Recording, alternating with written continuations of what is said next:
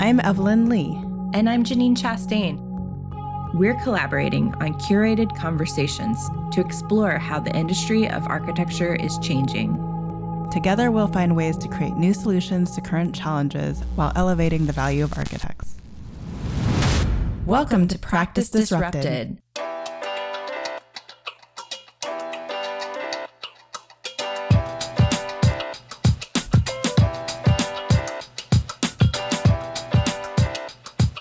Hello, listeners. Hello, Janine. Hi, Evelyn. Hi, Disruptors. Welcome to a special bonus episode of Practice Disrupted. Today, we're sitting down with the National Council of Architectural Registration Boards to discuss how NCARB is working to advance the profession, particularly around the issue of diversity. I want to start this episode by acknowledging that all of us probably have feelings about NCARB, especially if you're a licensure candidate in the middle of completing your AXPs and AREs. But I'm really looking forward to this conversation because NCARB has committed to doing what it can do to make the licensure path more equitable. And when we talk about creating greater EDI within our firms, it really depends upon having a diverse pool of individuals within the pipeline to pull from. Increasing diversity within the profession is not something that a single organization can accomplish on its own. So it's really important to understand all of the governing organizations that play a critical role in shaping our profession. In particular, NCARB's role in advancing licensure candidates and working with state registration boards. Joining us today are Patricia Ramallo, who is a part of NCARB's Experience and Education team, and Jared Zurn, who is Vice President of Examination. Together, they're going to help us understand what is happening behind the scenes at NCARB. So welcome, Patricia and Jared. We are so happy to have you here today. And we wanted to start by asking both of you to introduce yourself in your own words. And Patricia, why don't we start with you? Tell us about your role at NCARB. Hi, thank you so much for having both of us here. A little bit about myself. I joined NCARB 7 years ago. As you can probably tell by my accent, I'm originally from Argentina. That's where I studied architecture. I'm an architect there. And then I moved to the US and became an architect. Practiced for about 15 years before joining NCARB, and my life changed. Initially, I was part of the experience and education team. And a couple of years ago, I joined a new team. It's the innovation team, because NCARB is looking to foster a culture of exploration, shared learning, and data-informed decisions. And we are going to cover many of those topics today. Yeah, I can't wait. I'm very interested to know what innovation means to NCARB. And Jared, please tell us about your role as Vice President. Well, as Evelyn said, I am the Vice President of Examination. So yes, I do work on the architect registration exam every single day. I've actually worked for NCARB now for 14 years on the examination. So I started when ARE 4.0 launched, all the way through 4.0. It's shut down the launch of 5.0. And here we are today talking about what's going to be next in the licensure process. My background, and you maybe can tell from my accent, I'm from Minnesota. So I have some long O's every now and then. I was a practicing architect up until 14 years ago when I left the profession to come work at NCARB and really work on assessment. Yeah, that's interesting. I am curious to know, how being an architect and working at NCARB, has that changed your perspective about where your point of view is in the industry by being able to be a little bit behind the scenes of what's going on? I would say yes. There's not a lot of architects that work at NCARB. Of our 120 some employees, there's about 12 of us. But we bring that unique perspective of having been in practice, understanding all of the dynamics, and even walking in the steps of what licensure candidates are walking through. So I remember when I was documenting experience, and I remember when I was studying to take the ARE at the time. And those stories help others inside the organization understand what candidates are going through.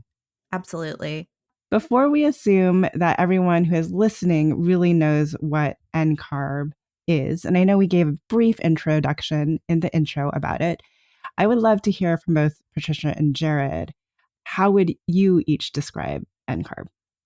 I would describe NCARB as a nonprofit organization. It's important to know that about us as an organization, that we are a nonprofit and we're not out there trying to generate revenue. The the revenue we generate in some programs actually goes to support other programs, and it allows us to balance out the costs that our customers, licensure candidates, have to pay for services.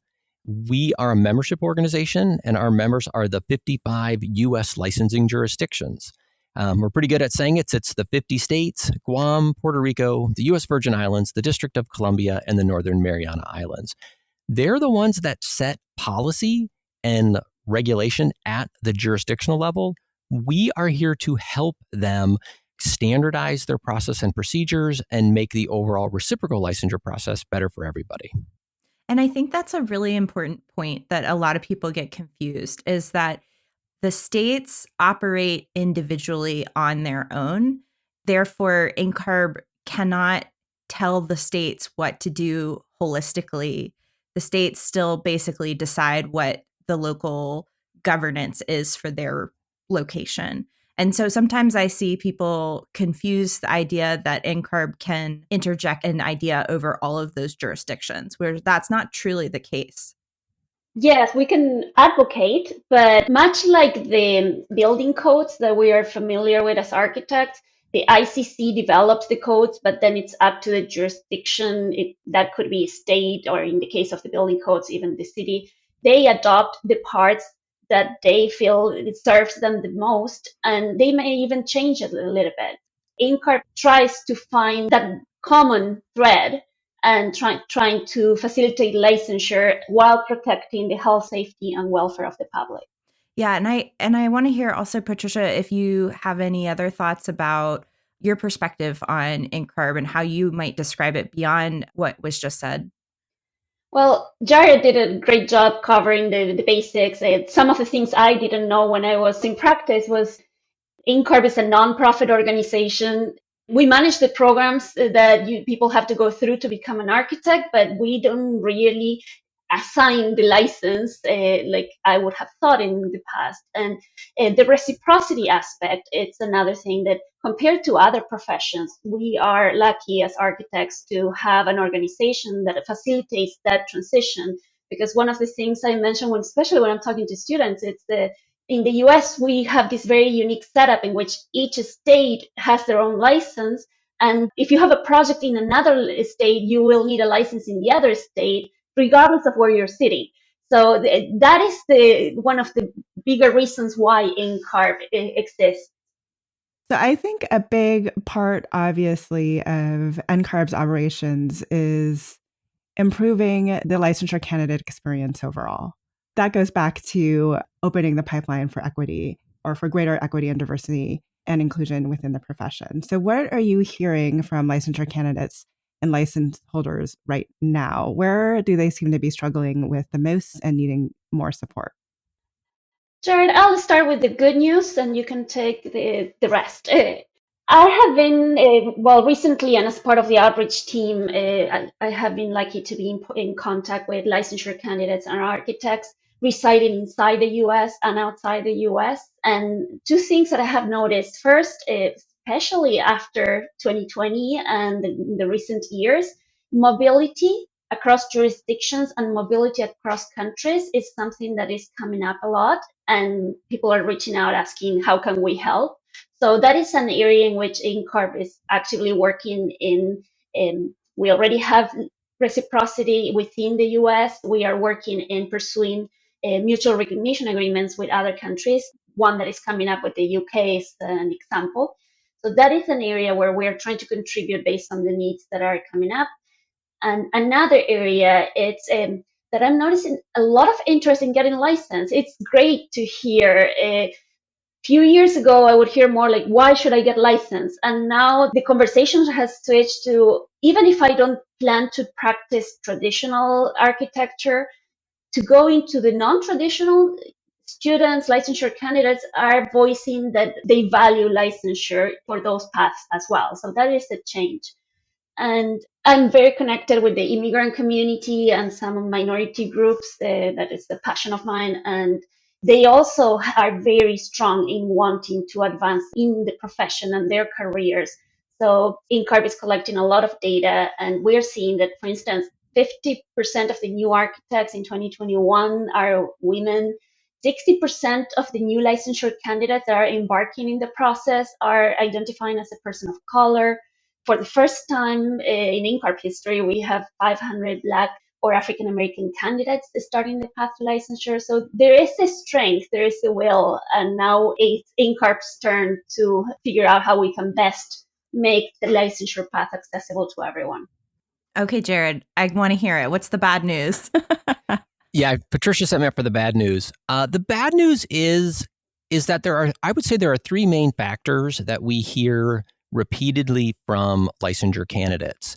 And it is cost, just the overall amount of money it takes to become licensed when you consider an education that is likely at a minimum 5 years, if not up to 7 years long. It is time. By the time you go to school for 5 to 7 years, layer on a couple years of experience. And then if you take a couple years to get through your exams, you're looking at a 12 or 13-year timeline for some people. And then the other challenge that we are really discussing at NCARB is also relevance. A lot of people are looking at the architect license of today, which is the generalist, I can do everything license, and say, well, that's not who I am. And that's not how I practice. I do this one thing or these two things every day and I'm really good at them. I want to be an architect, but the license says I have to be able to do all of this stuff. And I think those three challenges are not faced by everybody, but they can certainly compound, and some people do face all three of them. Absolutely. I mean, I've definitely heard all three in the context of my peers in the industry, and they're all at different stages. And so Evelyn's a licensed architect. I'm someone who should be a licensed architect, but I haven't finished my exams yet, but I've finished my experience. And the process was really hard because of a lot of external factors that had nothing to do with the ARIES or my examination process or the experience process. It was the recession and like having a career where I could get the experience. So different things happened that changed the trajectory of that for me. And so I know I'm not alone in that. And I know that there's been a lot of criticism towards NCARB, especially in recent years. But I think the heart of today's conversation is really to talk about 3 research reports that you all have been working on to help advance some of these complex conversations where there is an opportunity for NCARB to help move those challenges forward in a positive way. And so those reports are the baseline on belonging, NCARB by numbers, and the analysis of practice. So why don't we jump first into our conversation with the NCARB by numbers, since that is the longest standing report that you guys have been working on. Tell us what that report is. So NCARB by the numbers is something NCARB has been doing now for over a decade. It started, I believe, 11 years ago. And every calendar year, we know we collect a lot of data. We have a lot of data. And so what we do is we basically isolate 1 year's worth of data every January. And then we do research into what is that data telling us. And year one, when we did it 11 years ago, it was a couple year look back and like, oh, that's kind of interesting. But what's been great about it is now over the course, you can look back truly 10 years of in-depth research on what are the trends. We're really seeing real trends now. Before it was always, well, maybe this is going to happen or maybe that's going to change. But now we can see things like time to licensure, which became a factor that people started talking about, has actually been decreasing over the last few years when you look at NCARB by the numbers. When you look at things like cost to licensure, NCARB's actually doing our part to sort of hold costs stable as much as possible. But we have to acknowledge that like education costs have gone up dramatically over the past 10 years. So that's what NCARB by the numbers is really about, is everything we can study at NCARB with the data that we have. So we're looking at path to licensure, specifically about AXP, specifically about ARE. We also dig into our certification, our cert holders, the people who are licensed architects that are going for reciprocal licensure. So it's a broad overview of everything taking place in any one calendar year.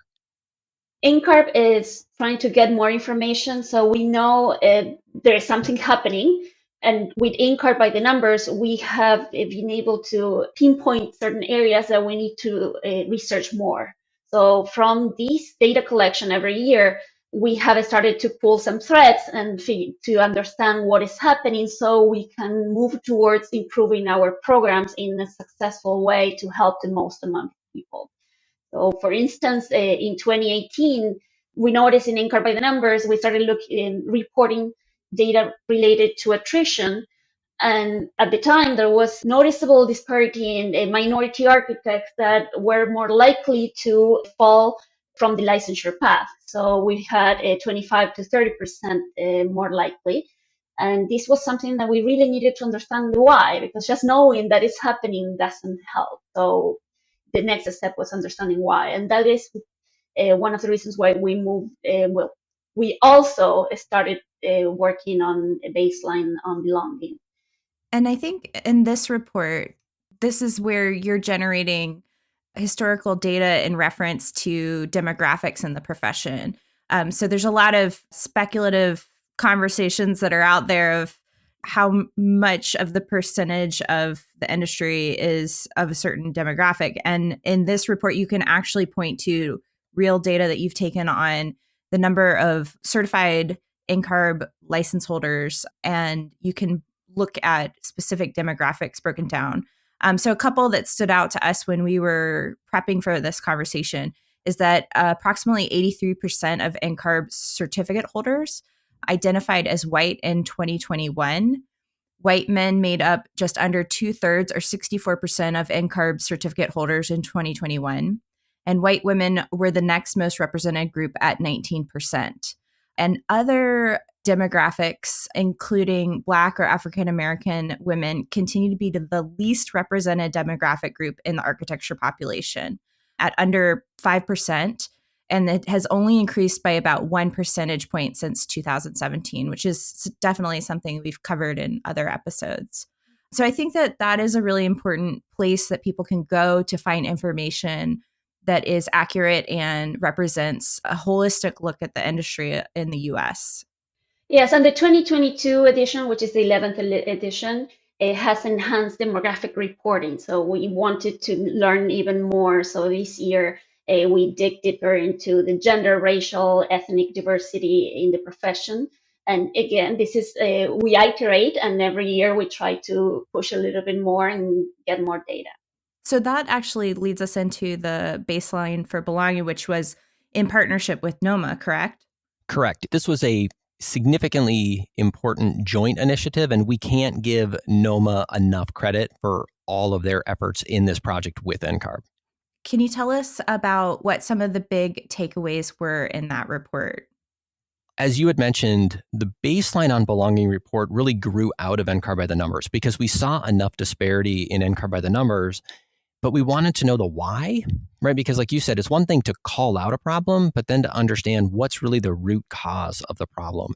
And so in a very architect way that NCARB thinks is we looked at what's going on from an experience perspective, what's going on from an examination perspective, what are we finding out about firm culture? So we kind of broke it down based on our programs to see how things are playing out. And so I'll start by sharing a little bit we really did want to dig into the examination side of the house. And it was like, of course, I'm going to tell me everything I can learn about examination as that's my world at NCARB. But the why behind some of the disparities that we're seeing in pass rates, in candidates signing up to take the ARE, and the baseline and belonging really exposed some things for us that have caused NCARB to make some changes. Probably the most shocking, and I will truly use the word shocking, discovery was how much money candidates are spending on study materials to prepare for the ARE. And it has caused us to really reevaluate not only what's going on in the test prep industry that's making this happen, but what are we communicating to candidates that might be making them think they need to go get test prep? Like, how can we help them? And so immediately when we saw early data coming back on this, our board of directors started talking about this specific data point, going, we got to do something. And admittedly, they came back to us as staff and said, we need to start rolling out more resources directly for candidates to help them prepare. And we kind of did that. Okay, let's figure out how to do that.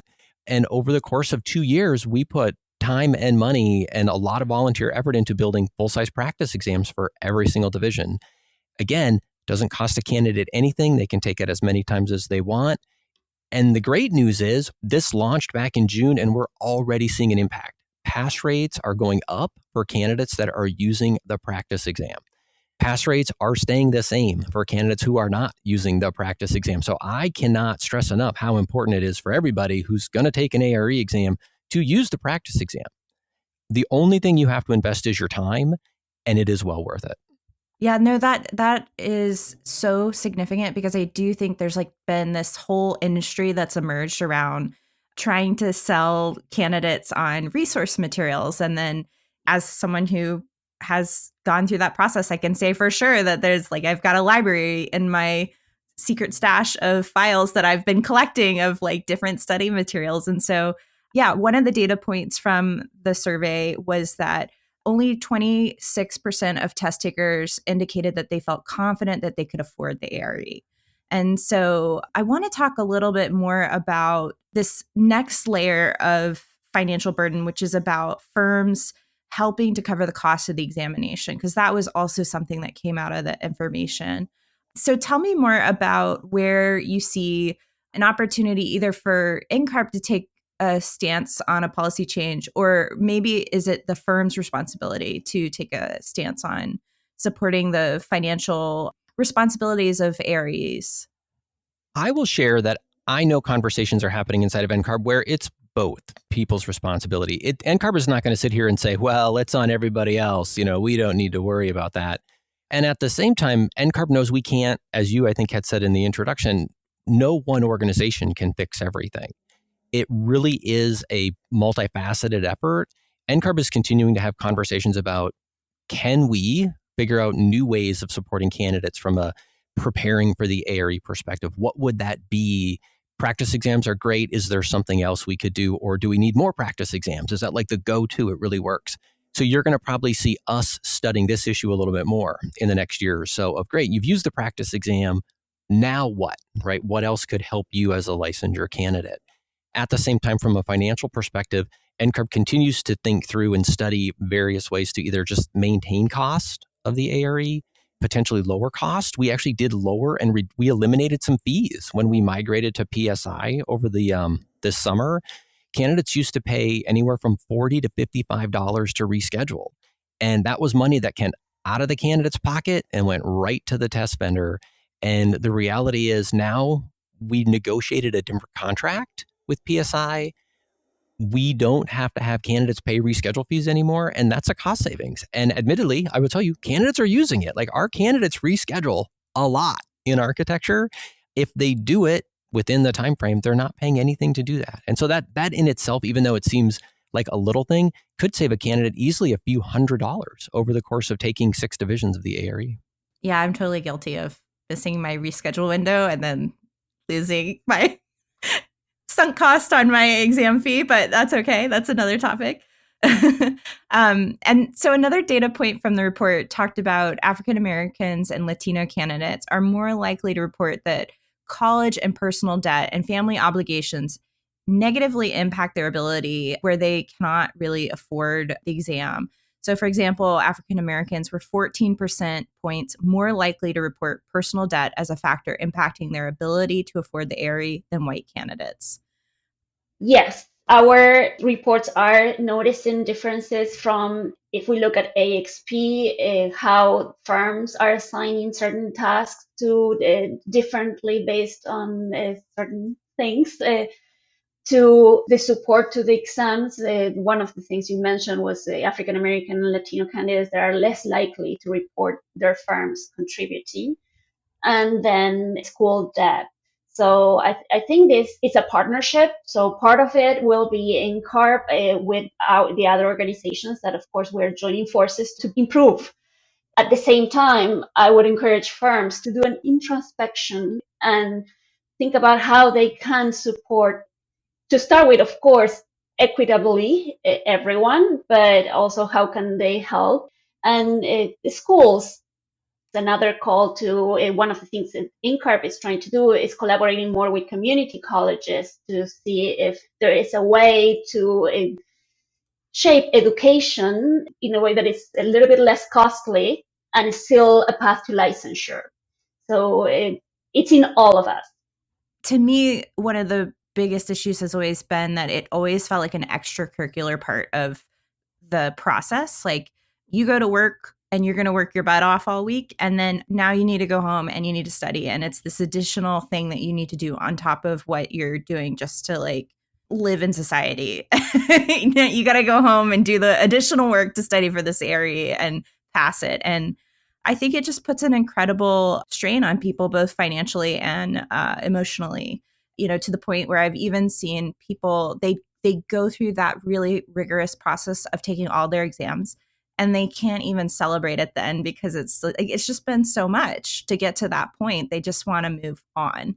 And so I think trying to rethink, this is very important to me, trying to rethink the way that we shift that narrative to create better pathways for people to achieve that milestone, which is such an important one for people's careers.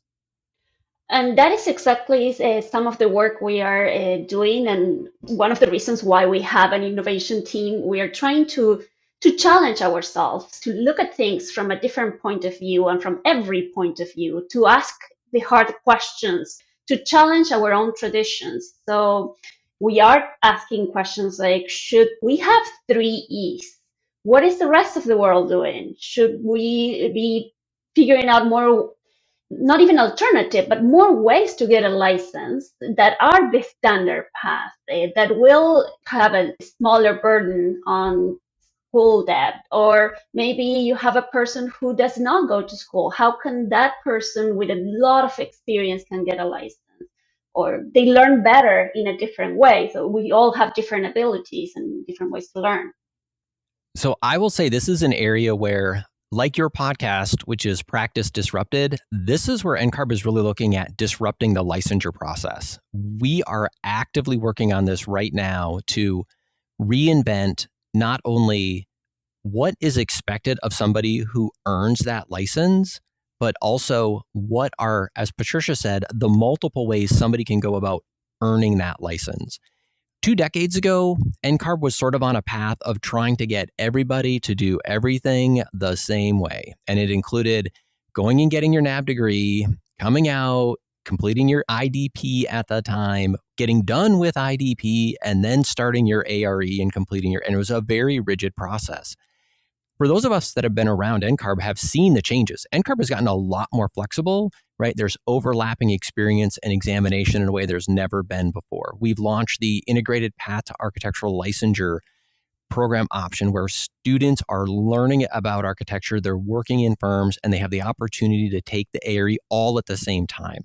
So we want to continue to push the boundaries on how can you become an architect, but at the same time, ensuring that when you become an architect, you are still truly competent to hold that license. And the other thing I will share is you're going to hear NCARB say a lot that we're not parental. We're not an organization that is going to be your mom or dad telling you how to do it or when to do it or clean your room. If you don't want to clean your room, don't clean your room. If you don't want to take the test, don't take the test. But if you want to figure out a way to get licensed, we're here to help you do that. And we're going to give you options. As long as we understand what is the competency that is needed to practice architecture and keep the health, safety, and welfare of the public, how you get there and how you maintain that, there is a lot of room for discussion there. I would say, I know this is a generalist statement, but Jared, especially just in your role as VP of examination, I think it's important for our listeners to hear that, because I would say when I first, heard the iPal getting introduced, there was a lot of people saying like, you can't send people through this, what they feel was like a limited time frame, and to have them come out the other end just as competent as us who went through the trenches. Meanwhile, I do think the younger ones who are in the trenches and the ones who are like, battling, like, how do I even begin approaching licensure, are going to be very excited about the different ways that NCARB is looking to redefine that path. And I agree, Evelyn. I think we honestly all need to buckle up for a lot of, well, that's not the way it was done when I got licensed stories. They're coming and I'm ready to hear them. But the reality is I'm also ready to push back and say, that's what you did. It doesn't mean that's what people need to do today. Yeah. I mean, it was IDP when I went through. And I had 9 tests, 10 if you count California. So it's already like back in my day. I had to take so many more tests than everyone else. Yeah. Well, as the millennial on the call, I'll just say that I had to sit at a computer for over 40 hours a week staring at Revit. So like, if you didn't do that, then your experience is probably different than mine of trying to practice architecture and learn how to detail a building and learn a computer software program at the same time. But I want to pivot because I think the third really major point of this conversation is around this analysis of practice report, which we are super excited about, and we cannot wait till you guys issue the results.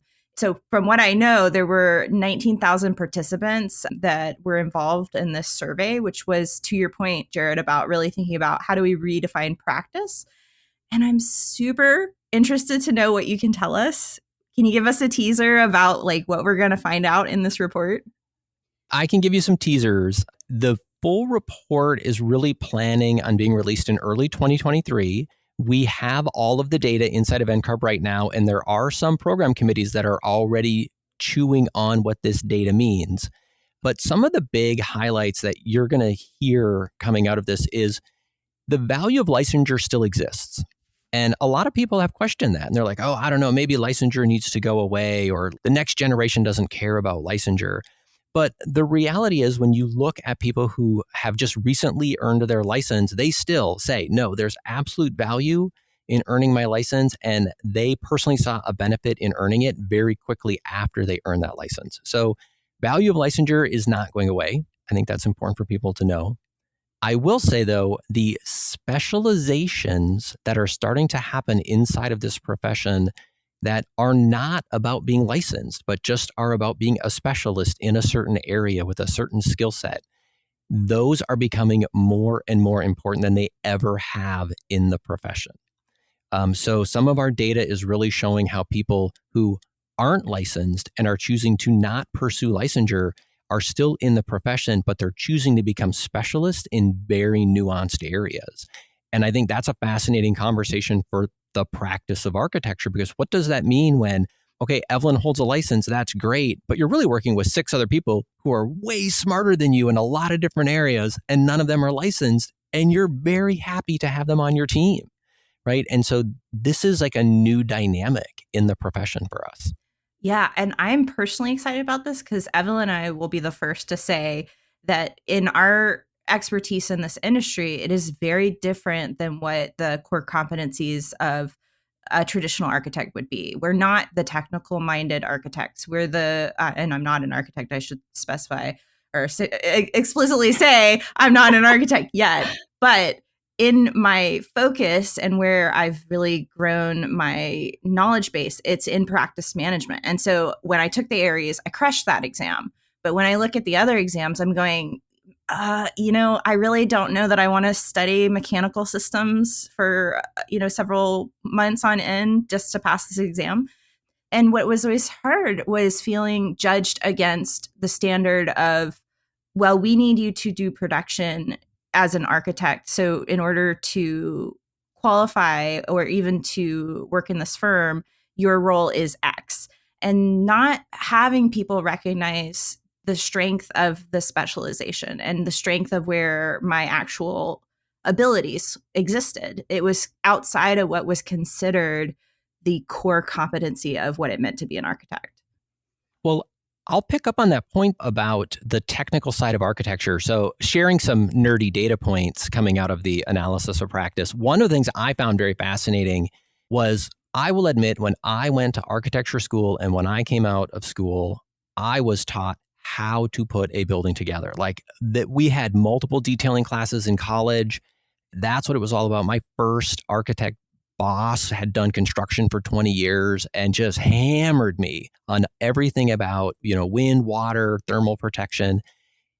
We get this analysis of practice data, the report's sitting in front of me right now, and there's a data point that firms have told us that when they look to hire a new architect, what they would consider a junior level architect, as far as building material evaluation and selection and constructability, firms are saying that's less than 30% important. So more than 70% of firms are saying, yeah, I don't care about that when I'm hiring somebody who's a junior architect. So Janine, just like you're saying, is the profession is shifting away from everybody's got to know this to no, they don't. Certain people know it in the firm and they leverage that skill set. And that's the fascinating part to NCARB is like, how do we address this now in a licensure process? Yeah. And I'll add to that when I talk to my architects, when we talk about mentorship and training the next generation of talent, they frequently tell me they do not expect new hires or the junior staff to know everything, that they expect that they're going to have to train them and work with them on that. So that it is definitely a part of the idea of how you practice that people are going to develop those skills over time through mentorship and training inside the firm. I almost feel like that will begin to smooth out the conversation, that push and pull between education and practice.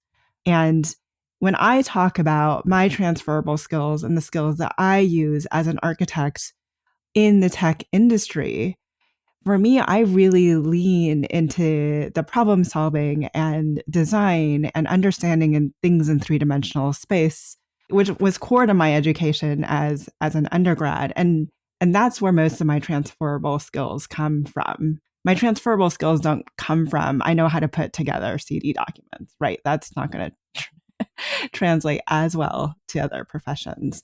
I'm interested, Jared, in kind of the timing of the survey and when it went out based on the Great Resignation period, where it was maybe more of an employee playing field.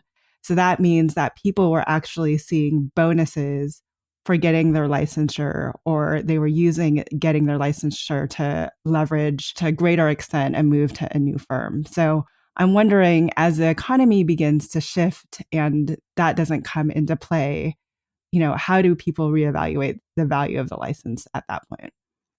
I would say, Evelyn, that is a fascinating conversation to start to have about the value of licensure, right? What does it really mean? Another little data point I will share coming out of even this analysis of practice data was that when we specifically asked this question, like, what is the value of licensure to you as an individual? And the majority of people did not come back and say, oh, so then I can start an architecture firm. It wasn't like, I want to run an architecture business. The top two reasons why people said they went and actually achieved licensure was because they had a personal goal to do it. They just wanted to achieve that for themselves. And the other reason was because they wanted to officially hold the title of architect, not whether they were going to practice at all. It was really about, it's a title and it's a personal goal. And it is probably something that many of us, as we know, right? Sometime in our past, we all said, hey, I want to be an architect.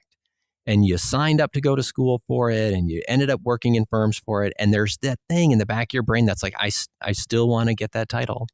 And so it's interesting too, because that's the disconnect sometimes I think that we run into in the licensure process is that we're trying to license people to go run a firm. In all honesty, like I'll be very honest about it, like we have a practice management division. We have a project management division. It's about going to run a firm. But yet that's just not what a lot of people are looking for in licensure anymore. And swinging back to your first part of your question about, well, does the value of licensure change over time? I think it can based on the economy. I also was in practice also back in the lovely 2008, 9, 10, 11 timeframe. And that's also when the last big downturn happened. And at first, licensure becomes very valuable again, because it's like, oh, we're downsizing, but can we keep licensed people on staff? Because that may lead to more work opportunities. So there's always an ebb and flow in the profession. And like I said, right now with people being so busy, getting a license can mean a lot in some firms, but other firms probably, I would say right now, don't care. They just want you to show up and work 40 plus hours a week. That's true. That's definitely true. So I think this would be a good place to pivot and turn further into what Patricia's doing on the innovation side. I think there are several things that you guys are specifically innovating around within the way that you guys are delivering your services to increase the pipeline. So we talked about the practice exams and making that free. I want to talk more about some of these other topics you mentioned, which include access to testing, ESL accommodations, and the role of making mistakes and testing ideas throughout this process. Can we dive a little bit further into those? Yes, I'll start with my personal favorite. As a person who speaks English as a second language, I was extremely happy to learn that Jared's team did an amazing job moving forward ESL, English as a second language, and accommodations for English as a second language. Whenever I meet somebody that is in this situation, I just mention it randomly because I feel like it's good to know. You may not need it, but you may need it. And it takes an extra second to translate things in your mind, even if you have been here for 20 plus years. So it is something that exists. It is something that helps a community that may have just arrived or was here for the last 20, 50 years and they just need it. So that is one of the many ways that we are really looking to increase the access to the exams and to licensure overall. We are tackling this challenge from every point that we can, and we are learning. So the focus is from the learning, understanding the why, and then talking about mistakes and just simply acknowledging that we may not get it perfect the first time and we'll try and try again until we keep going, because this is a concept difficult for architects, but perfection is the enemy of good, and we need to move forward and help the most. So we are testing, trying new things. And another thing I wanted to bring up, it's the outreach program that we have. So there we have been also working and trying new things, from outreach in Spanish. We haven't had that in a long time, and well, ever. And now it's something we're trying. Or connecting with school counselors to help K through 12 in different languages. We have brochures in different languages. Community colleges, we were mentioning at the beginning, and working with community colleges and seeing what other ways to achieve that competencies we have. So it's understanding the problem. It's a basic cycle of understanding, trying something, and evaluating how it went and trying again. I was having a conversation about innovation. And the thing is, to move forward and to be innovative means that you have to be okay with failure. So it's very easy to get excited that NCARB is trying all these things. But then we also have to acknowledge that in trying all these things, they're not going to get it right the first time. So allow for the patience for innovation to happen. Oh, and that is a concept that is so difficult. And I believe that maybe because of the training that we have, but it is difficult. It has been a conversation inside NCARB. We need to be okay if something doesn't go as planned, and we will need to adjust and keep going. The world doesn't end. And I think from the outside that it's also it needs to be understood. We need patience. And I would imagine that, we've only talked about a few of the things, but I would imagine that there are a lot more conversations that you guys are exploring, because I'm sure there's so many pressure points where people are saying, like, for example, mothers who are going into testing situations. I know that that's been a point of discussion with being able to step out for breastfeeding. That I've heard that one several times. So that's one need in the industry. There are so many others. And I'm just imagining that you guys are exploring all of those different avenues. What do you believe is realistic in terms of how aggressively are changes going to be adopted? So I use a term when I'm talking to people about, and I will say, because there's a lot of people that I believe think about the world and they are aggressively judicious, which means they take so much time slicing and dicing the data and making sure everything is perfect before they roll it out. And I actually challenge people to flip that over and say, can we be judiciously aggressive? So how can we keep pushing ourselves? And NCARB is not going to just sit back and wait with this analysis of practice data and analyze it for 8 years and then drop a whole new licensure process on people. We could. I think that would be an approach. Boy, if we get it wrong, it's going to be really bad, right? Instead, what you're going to see is you're going to continue to see, I think, policy changes and practice changes inside of our existing program. So modifications to the ARE, modifications to the AXP. I guarantee you there's going to be changes to the ARE from different aspects of item types. Like, we're talking about this stuff right now based on the data we have. And so there's going to continue to be changes throughout, but someday there is going to be an ARE 6.0. Like, it's going to happen, right? ARE 5.0 is not going to live forever. Right now, I'm being very honest, and I tell people, I think we're about 5 years away. I think 5 years from now, there's going to be an ARE 6.0, and it may look nothing like ARE 5.0. At that time, though, it doesn't mean I'm going to not do anything for 5 years, right? For the next 5 years, ARE 5.0 is going to continue to evolve a little bit at a time, a little bit at a time. I do want to emphasize what Jared said about small changes. It's not like we're changing everything every day and seeing what happens. So I don't want anyone to panic. It's just we are trying new things by taking a smaller bite and seeing how it goes and what else we can do. So obviously we've introduced and we've talked about 3 really data-rich reports that NCARB uses to make decisions and to just gain greater insight about the profession and where people are and where the roadblocks are and how can we move the needle forward. So what can individuals do to contribute to that effort? Well, I will start with some of the smaller, quick ways, which first off, when NCARB asks you a question, we really do care about your answer.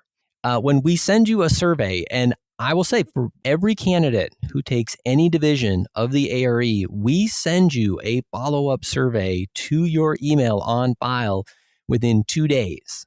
Hey, you just took practice management. Tell us how your experience went.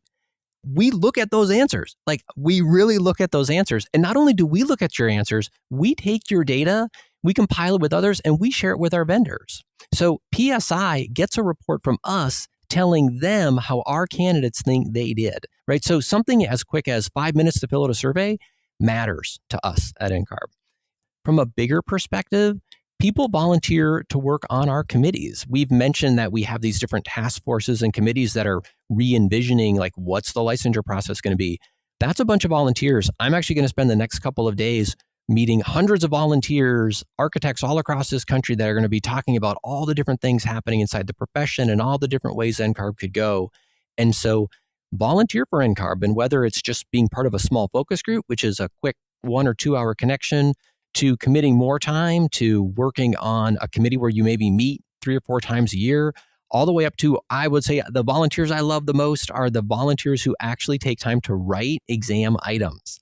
We have over 100 volunteers that they work on editing and authoring new exam items. They put in countless numbers of hours.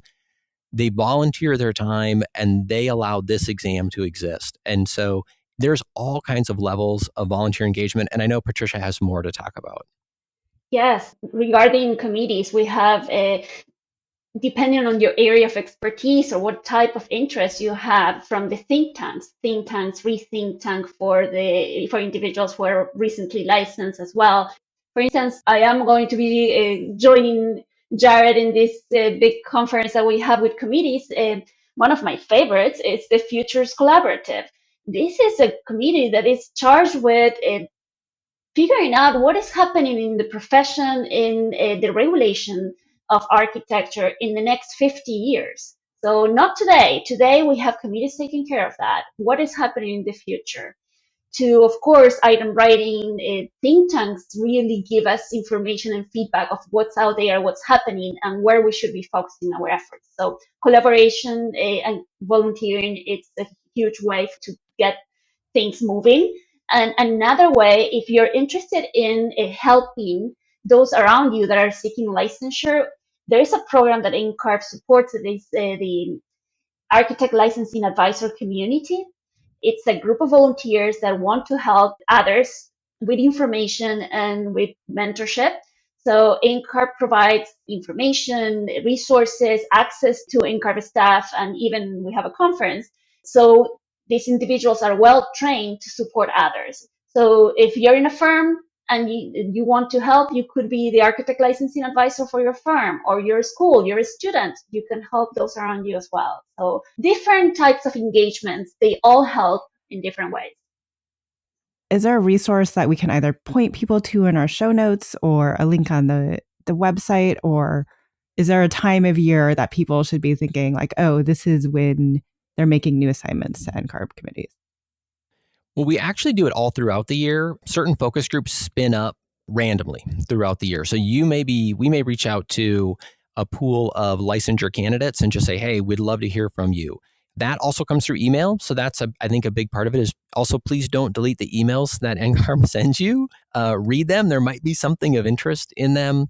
As far as our major committees, though, there is a committee cycle at NCARB. It starts in the February timeframe when NCARB will do a call for volunteers. We can point people to one of our blogs that talks about like how to volunteer at NCARB. People fill out an application, they identify their areas of interest or their expertise, like Patricia was saying, and then they go into a pool, and our task forces or committees then are assembled to really meet that diverse mix of like, okay, we want practitioners from all parts of the country. We want practitioners with different race and ethnicity backgrounds, different gender, like firm size, areas of practice. We really like try to curate committees and task forces the best way possible. That's why we start in February. We start in February, but our committees really don't get seated until the next July. And we take March, April, May, and June to refine the lists and figure out who's going to be the right people for the right task to really move these initiatives forward. And for all of the opportunities, you don't need to be an architect. Even for an architect licensing advisor, you don't need to be an architect. For our committees, there are opportunities for people who are working towards licensure. And for architect licensing advisors, you can join the community anytime. It's a rolling enrollment. Patricia, you read my mind. I was going to ask, can non-licensed individuals participate? Because I do think that there's always been a perception that for those of us on that side, there's a little bit of gatekeeping maybe, but I don't know that that's necessarily the case or if it's a perception. I think it depends on what you're trying to do, but hopefully I think you guys are starting to widen those opportunities for non-licensed individuals to feel like they have a way to connect with NCARB and voice their concerns. Absolutely, Janine. And I will say there are a couple of committees where non-licensed individuals cannot serve on them. And those are the item development committees, because someday you could see those questions in a test center. And so we're not going to let you write the questions that you then have to go answer some other day. But we do even, I will say, like you had talked about, like opening the gate. NCARB has opened the gate to licensure candidates, even on our examination committee, which is the policy committee. So we have, licensure candidates that are sitting on the policy committee talking about what should the policies be about the ARE. Now, again, they're not writing items, they're not reviewing items, but they're influencing, what should the rolling clock policy be like? How, like when we talk about exam fees, they're talking about exam fees. They're talking about retest times, all of those kind of things from the licensure candidate perspective. So we've talked about a lot. Any final thoughts that you want to leave our listeners with that we haven't covered about where NCARB's going, or anything about the future of practice that you think is really important for our listeners to understand?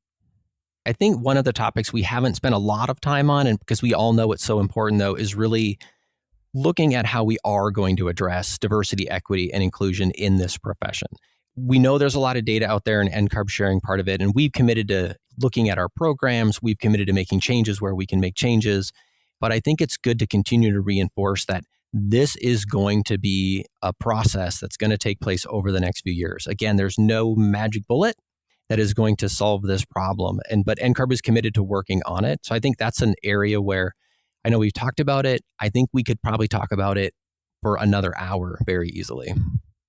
Yes, and I would say I would like to make a call for everyone to hold us accountable, keeping in mind that this is a collaboration and it's an effort that we all need to be together to make it happen. So as much as you hold us accountable, look at your opportunities around you with NCARB or with any other organization at your own firm, school, wherever you are, to support the profession and to support the pipeline. So it's each of us can do something. And so for our listeners, there was a lot mentioned in this episode. We're going to drop those links in the show notes. So if you want to dive deeper into the reports, you can go visit those reports down in the show notes. And I just want to say thank you to Patricia and Jared. Thanks for spending time with us today to talk about all of these important issues and pull back the curtain on some of the conversations that are going on behind the scenes with NCARB. I think there was a lot in this discussion, and I really appreciate everything that you guys have been able to share today. Yes, thank you.